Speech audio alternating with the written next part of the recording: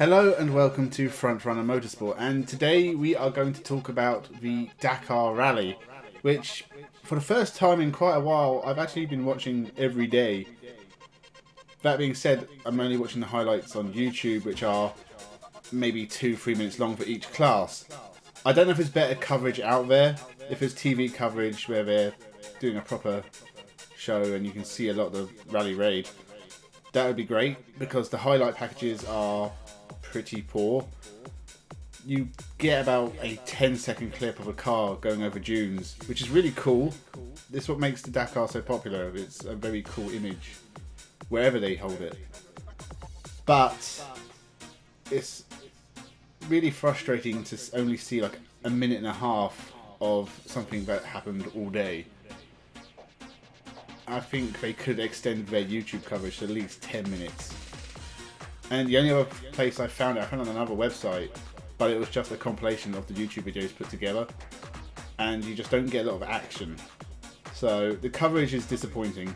I don't know if it's on TV. If it is and there's better coverage, tell me, because I'd quite like to see it. But as I said, it's been a long time since I actually watched the Dakar Rally. I think I caught bits of it last year, but I didn't watch it properly. I think that last time I sort of paid any real attention to it, it was actually in Dakar. So I would say mid-2000s, 2005, 2006, I'm not even sure of that. So I've got a few points I want to discuss about the Dakar Rally. So sit back, relax, and let's begin.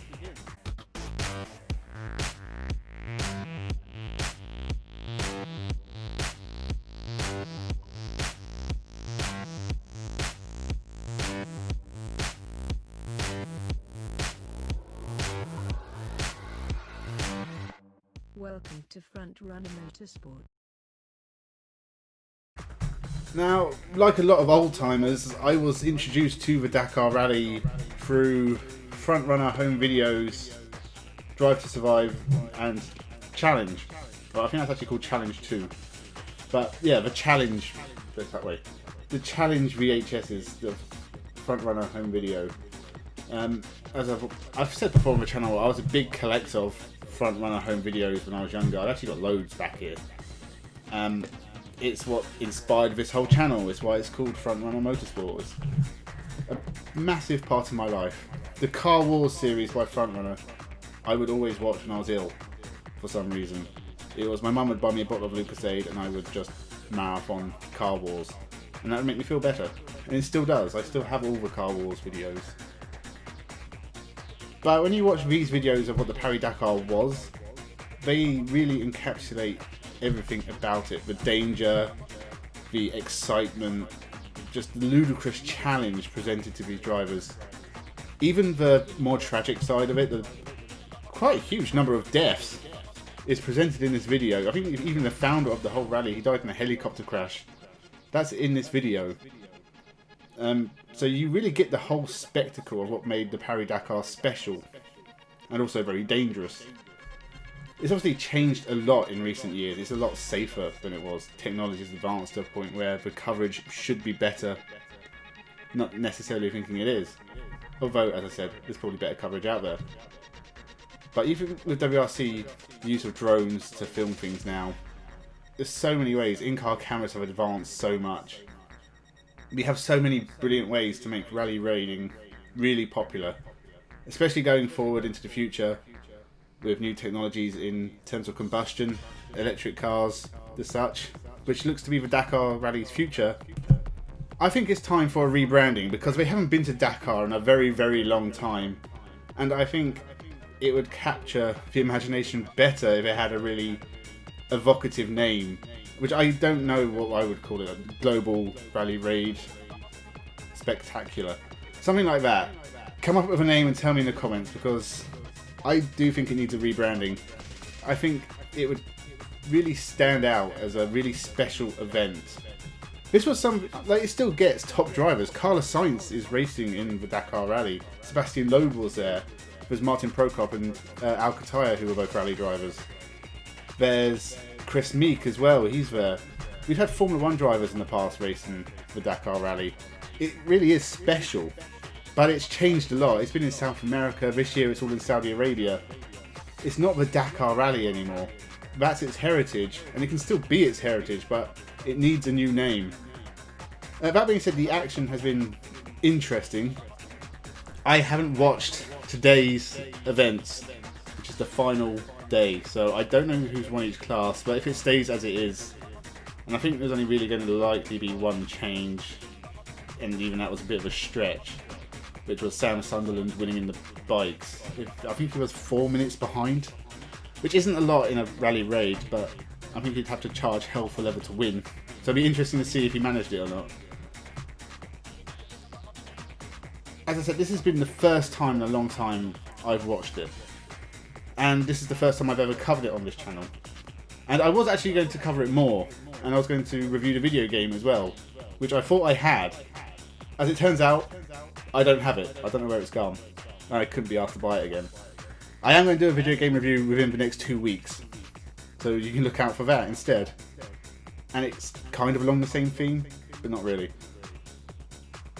But yeah, so is the Dakar still popular? Do people watch it? Do you watch it? Have you subscribed to their YouTube channel? What do you think of the coverage? It's also really hard to find the videos in your chosen language, because it's great, they've uploaded it in 5 or 6 different languages, but they're all mixed in together and there's no system to it. It just seems to be random. So you have like 2 of the English highlights, and then like the French highlights and the Arabic highlights, and then another English one, and then the next day it'll be in a completely different order. How can you make this more streamlined and easier to watch for spectators? How can you rebrand something so difficult to rebrand? Because it's been the Dakar Rally for 40 years. I mean, I don't know what I would do. I think the car classes now, they've got a huge selection. They've got the classics now as well, which was really cool to see.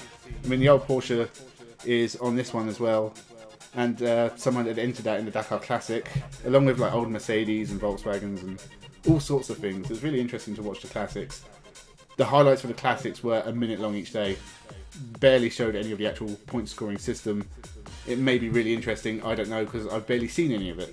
Trucks as well, the trucks never get proper highlights, and I love watching the trucks in the Dakar Rally. Especially these old ones. It's the famous clip, which I think Frontrunner used in a lot of their advertising, was a lorry clipping a wall that like leads over a mountainside, and you see the wall tumble and the lorry sort of just teeter along. It's brilliant, it's so spectacular to watch, but it needs better coverage, and it needs a rebranding. And I think going into the future, as I said, we're going to have electric cars and there's hydrogen fueled cars as well. It's going to be really exciting to see how this evolves. But it reminds me of another series that I used to watch again, probably in the mid 2000s, that I haven't watched since then. But I recently subscribed to their YouTube channel, was Trophy Andros, the ice racing series. And the coverage for that is awful. It has longer highlights, but I don't know why the Trophy Andros hasn't gone to a rallycross format. It would make more sense to me. Even more so, they could partner with the World Rallycross. I don't think it's the FIA running the Trophy Andros, I don't know. But ice racing sounds like such an exciting thing, and yet I haven't really seen anyone talk about Trophy Andros in years. It doesn't seem to encourage the big names, because Panis used to race in it, and I think Nicholas Prost and Alan Prost both did. There's a lot of really obscure motorsports, not obscure, but very different kinds of motorsports that I think have sort of faded in and out of popularity. I think the Dakar is still popular enough to deserve a major revival, major rebranding, especially with the big names that are going into it now, and it has manufacturer support. Audi are going to be racing in it, I think, next year. They should change the name. That's what all this video is about. So yeah, go to the Dakar YouTube channel, watch the highlights. It's all been very, very exciting. I have the final part of my Ferrari video coming out on Sunday.